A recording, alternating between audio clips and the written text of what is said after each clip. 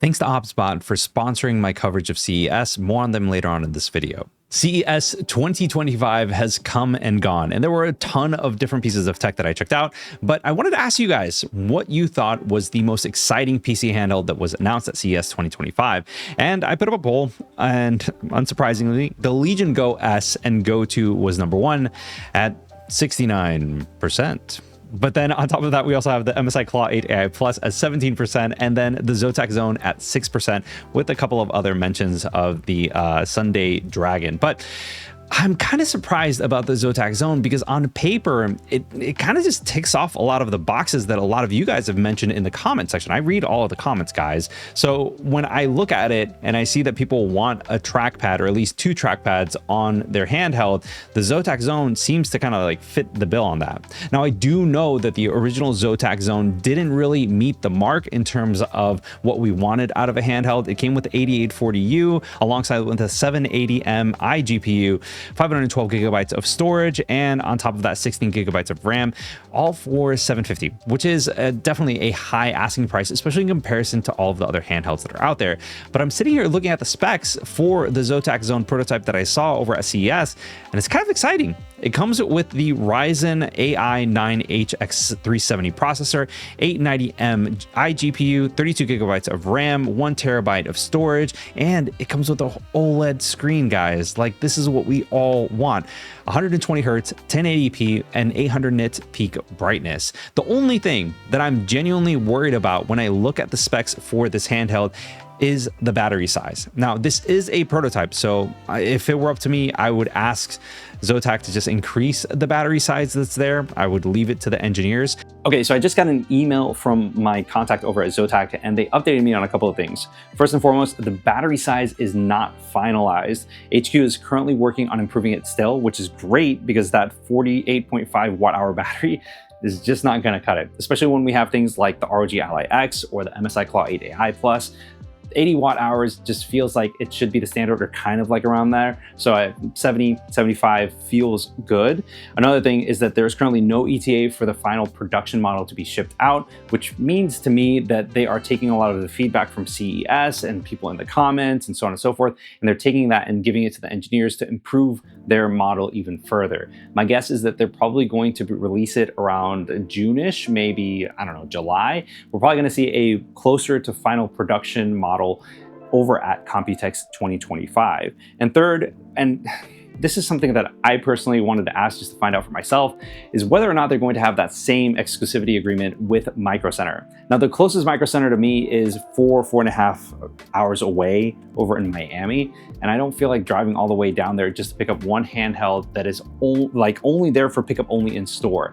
I would rather have it shipped to my house or my PO box. I don't feel like making the drive just for one thing. But that being said, if it was available and more readily available in other brick and mortar stores or through other companies, whether it's Amazon, B&H Photo and Video, or even Best Buy, like, I don't mind going into a Best Buy, buying something and trying it out, and whether or not I like it, I can return it there readily, like really easily. I don't have to drive all the way back down to Miami to return something that I don't like. So I hope that they're considering other big box retailers. Like, it would just be nice to be able to have that flexibility and availability across multiple stores, but we'll see what happens. Now, when it comes to everything on paper, that's all well and done, but how does it feel to play on this handheld? That's really the thing that it comes down to, at least for me personally.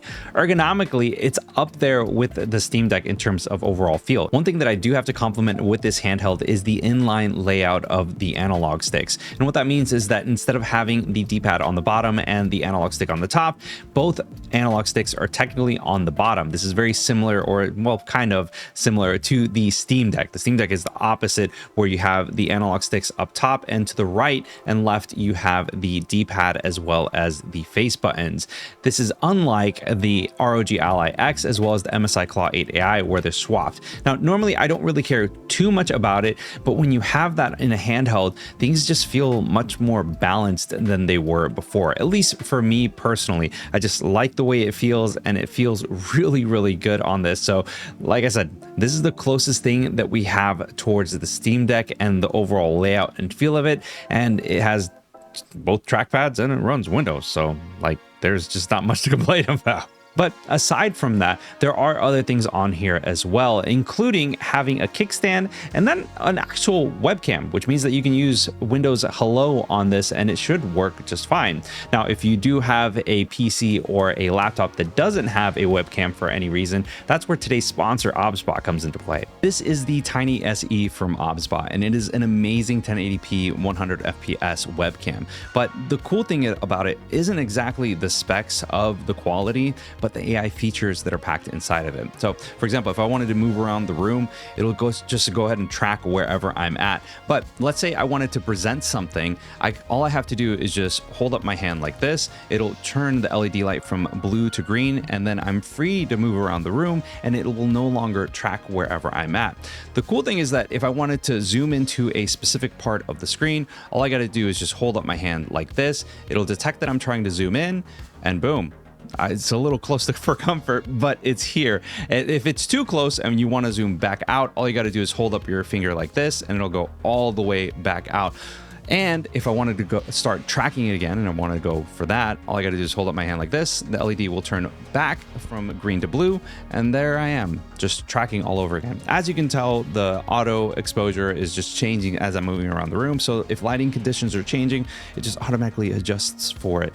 Obviously, there's also different filters that you can use for different effects and things like that. But the cool thing that I really do like about this webcam is that it naturally integrates into all of your streaming services. So whether it's OBS, StreamYard, Twitch, Kick, whatever, it just works. And if you want to use it as a plug and play webcam without the software, you can do that as well. So follow the link in the description below to get yours today. They're currently available for $99 USD. And thanks to OBSBot for sponsoring this video. All right, now that some bills are paid, we can continue talking about this handheld and the ergonomics and features that are there. First and foremost, I do not like the D-pad. I'm still not 100% sold on it. I obviously don't have a Zotac Zone to review here, but every time that I pick it up and I start messing with the D-pad, it's just so clicky and unbearably clicky that it's hard to think that it's even good. But I swear, ETA Prime swears by this D-pad. He says that it almost feels like playing on a joystick that is more like a D-pad than anything else. But I don't know. I once I get a unit and actually spend some time with it, I'll be able to kind of, tell you whether or not that's true or not. Also, when it comes to the radial knobs that are there, that are underneath the analog sticks, I thought that it was a gimmick. When I first saw this handheld over at Computex, it felt almost like a cheap gimmick that was just there for you to pick up and use, and that was how they were going to differentiate this handheld in contrast to all of the other handhelds that were out there. But upon using it, I understand the benefit behind it, because the thing is that all of these handhelds, they tend to be really big and they kind of don't really have any sort of unified way of controlling the different things for the handheld that make sense, like the screen brightness or the volume or the TDP, things like that. And if you can tie those or bind them to those radial knobs, then that means that you're able to actually control them without having to finagle or do any weird crazy shortcuts or reach around to the top of the unit in order to reach the volume rocker. Having that right there where your thumbs are already going to be at anyways is kind of nice. And the more that I use the handheld, the more that I realize that, wow, this is actually kind of cool. And it makes sense to have this on a handheld of this nature. Those shortcuts just were nice. Now, obviously, I would like, the bindings that are there to be expanded to more things, to adjust more things on the handheld itself. But so far, everything that I've seen is really exciting. And it kind of just opens the floodgate and the possibilities that you have with that functionality baked in. One of the things that people always talk about are the trackpads, and although they're there, they don't feel quite as good as they do on the Steam Deck. It feels like the plastic, it just isn't up to par. Kind of just feels like they're just there, and that could just be the design and the materials that are being used, but I don't know, it just doesn't feel as good as the Steam Deck when it comes down to that. But the functionality is definitely there, and whenever I'm dealing with a Windows-based handheld, no matter which one it is, having a trackpad definitely makes a world of difference. And that was one of my favorite features with the original Legion Go.